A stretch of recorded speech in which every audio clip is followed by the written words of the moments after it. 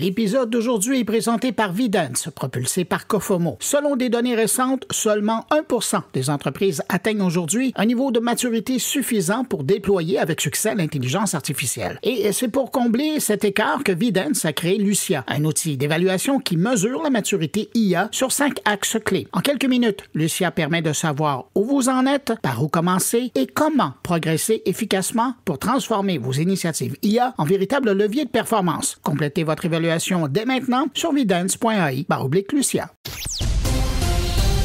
C'est l'édition du vendredi 24 octobre. Anthropic et Google ont confirmé un accord de plusieurs dizaines de milliards de dollars pour l'accès d'Anthropic à la puissance des processeurs de Google. Ce partenariat, le plus vaste jamais signé par Google Cloud, permettra à Anthropic, le créateur du robot conversationnel Claude, de soutenir sa croissance fulgurante. Google y voit une vitrine pour sa nouvelle génération de puces Ironwood.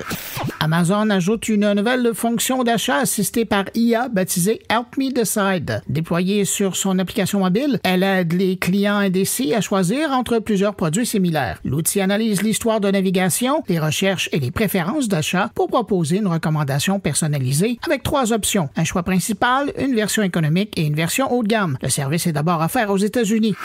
En rafale des informations de chez Microsoft, d'abord, l'éditeur de Copilot déploie une série d'améliorations majeures à son IA. La nouveauté la plus marquante est Copilot Groups, qui permet à jusqu'à 32 personnes de collaborer dans une même session avec l'IA. Un mode Real Talk fait aussi son apparition, donnant à Copilot un ton plus naturel, capable de débattre ou de répondre avec esprit.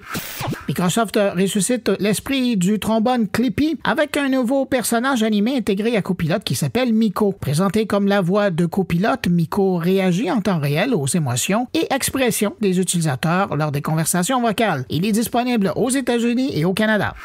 Et puis, Microsoft prend ses distances avec OpenAI sur le terrain de l'érotisme généré par l'intelligence artificielle. Le patron de l'IA chez Microsoft a déclaré que l'entreprise ne proposera pas de service d'érotisme simulé, contrairement à OpenAI qui offrira ce type de fonction dès décembre.